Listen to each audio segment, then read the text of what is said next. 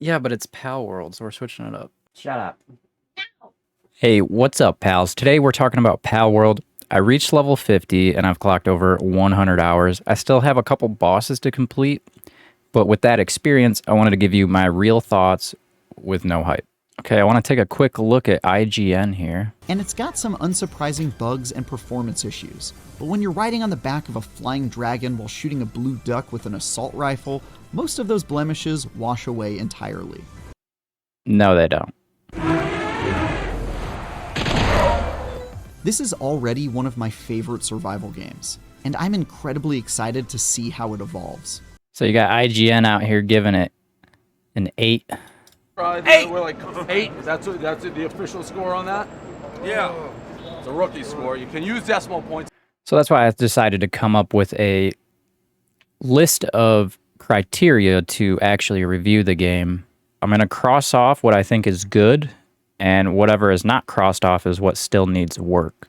So first off, I do want to say I really enjoy the game. I am still playing it. However, with that being said, the game does need a lot of work. So what is Palworld? Apparently it's a 9 out of 10 on Steam, but really it's an action adventure survival and monster taming game. It's set in an open world. You can capture the pals, use them to battle, or put them to work in your base. But that's crazy. I didn't know Steam actually gave it a 9 out of 10. So that's why we're doing this review. So we're going to start with the graphics and visuals. I really like the character designs and the art style. What I appreciate most is that it is on Unreal Engine 5, and I believe they're taking advantage of that nanite technology, which allows there to be no calling distance. When you're looking into the distance, they don't call the distance, so you can, as far as you can see the land masses. All the land masses you see, you can actually go to. So I only expect graphics and visuals to improve over time because it's on UE5. They also are going to be able to take advantage of the Lumen technology. So I think it was a really smart choice in going with UE5. So we're going to check that off. Okay, moving next to the gameplay. I'm definitely crossing this off. The controls are responsive. The mechanics feel good. The shooting, the moving, it's all really good. And I think, again, choosing Unreal Engine really gives them an advantage. So that's all good. For the storyline and narrative, there is none, basically whatsoever. You really have no idea why you're there, what the world is, who the people are, who the enemies are. I mean, you have a general vague idea, but yeah, it's lacking, so we are not crossing that off. The sounds are good. Again, UE5 makes it easy to have really good sounds, and I think they'll only improve. Is there anything special about the sound effects? Not really, but it's good enough. Performance, I have no issue on PC. I do have a pretty good computer, so some people might experience performance issues, but overall, I really didn't have any issues with that. UI and user experience. Now, I think the UI is good. I like how they have it disappear when you're not in action and doing stuff, so you can really take in the landscape and the visuals. However, the user experience really leaves a lot to be desired. For example, the pal box where you manage all your pals, there is a sort option, so you can sort by the type or the level, but there's no real filter options. And what would make it a lot better is if you could favorite pals, lock them so you can't, discard them or sell them. And that way you could sort a page of all your favorites. That way, because it's really hard to organize and manage the pal box once you're a higher level. Another example of lacking when it comes to the user experience is the management of your workforce at your base, the pals that you're trying to manage. It'd be much simpler if they actually just gave you a menu or something. There is a podium that you can put up to manage from, and it brings up a user interface. I think they should expand upon that and make you able to manage your pals and what stations they're working, assign them more diligently and specifically to certain workstations so they don't get sidetracked doing other things. It's not the system they have now for managing the workforce is you have to lift them up and throw them at the station. And once you get bigger pals, the boxes, the hit boxes and stuff start clipping everywhere. It's very tough to manage the workforce once you have big pals roaming around doing miscellaneous stuff. So we're not going to cross that off yet. That the user experience definitely needs some work here. The multiplayer and online features. Again, where I am not crossing the head off, the multiplayer experience is really bare bones. You can join a guild, but again, like for the user experience and joining the guild, there's really not much there at all. It's kind of annoying that when you're in a guild with several people, you're still limited to however many bases you can have based on the level of your base. So we're not crossing that off. As far as replayability, surprisingly, I think I will cross this off because there's a lot of different ways that you could actually play the game. The pals and the partner skills that they offer really offer a unique way to play the game. They have different starting areas, so you can get a new experience by starting in a different location on the map. And also the way you build your character, you can build them in different ways and use different pals in different ways. So I think as far as replayability goes, it'll get better, but I think there is a level of some replayability there.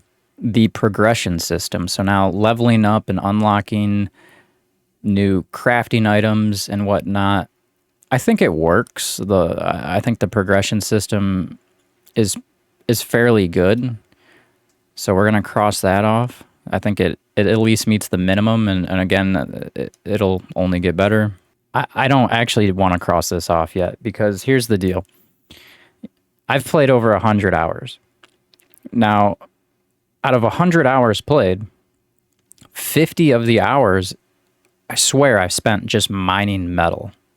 And to me, that's kind of a big issue because it's very repetitive and boring to just nonstop farm metal. So this progression system actually does need work, and that's why I'm going to uncheck that. It's half the time I've played is just mining metal. It doesn't quite make sense to have to spend all my metal to craft a workbench, and then so the cost and the use of the metal in the system, it needs a lot of balancing.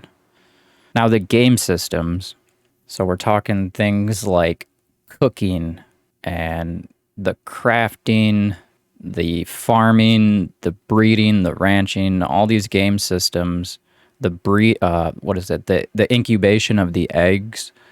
These systems, fundamentally, the idea of all these systems is really, really good. However, when it comes to the base building, it can be very difficult to just build a lot of the structures because of the clipping and the snapping of the actual components doesn't work right. The pathing of the pals gets screwed up. So really you end up just trying to spread everything out, and you can't really build the way you want to because it's broken. So you end up just building something that's functional and actually works. So I'm not going to cross that off. That's honestly one of my biggest gripes with the game, is that all the game systems are awesome, but most of them are broke. As far as innovation and originality, the game is very innovative in my mind. Is it original?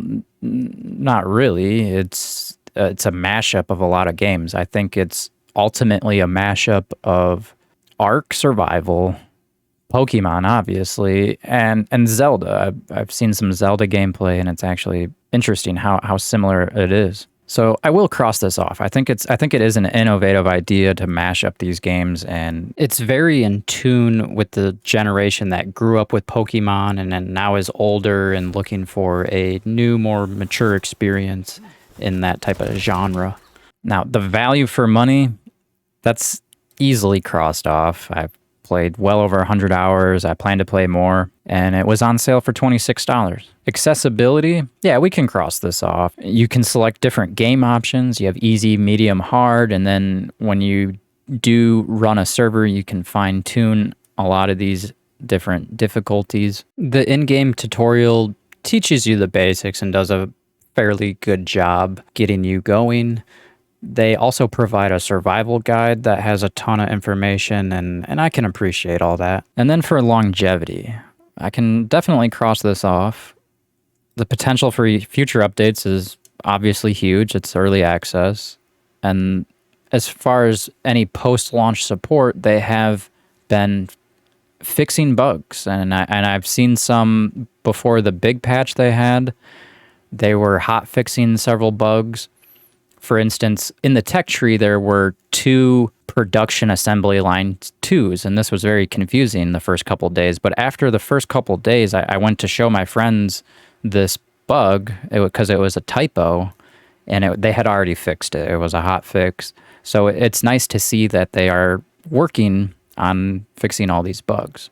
Furthermore, on longevity, I think it could be one of those games where you're set up for either DLC expansion packs, or possibly it could even do like seasonal content. I think it doesn't take a super long time to level up, so having seasonal content like maybe Diablo 4 or something like that, I'd be okay with that. I don't think everybody would necessarily like that, but we'll see where they take it. I don't expect them to do that, but what I do expect is probably DLC or expansion packs. So overall, IGN gave it an 8. And I understand they're trying to be pretty fair because it's early access, but I don't want to give them too much of a benefit just because it is early access. I'm going to be real about this. This is going to be my real thoughts about this. And as much as I love the game, we're going to go with like a 6.4 out of 10. And that's a real review right there. I mean, if you give it an 8, where are you going to go? You give it a 9 like Steam, the game needs a ton of work. I don't know how Steam could give it a 9. That's just crazy to me. If you disagree with that, that's fine, but just consider this for a moment. Look at Ark Survival Ascended on Steam. It's a 6 out of 10. If we're just going to grade video games based off of the game idea, why would Ark be a 6 out of 10? So that's my Palworld review. Thanks for joining me. Don't forget to like and subscribe. And I think I plan on doing some follow-up videos as far as the end game. So if you want to see that, subscribe.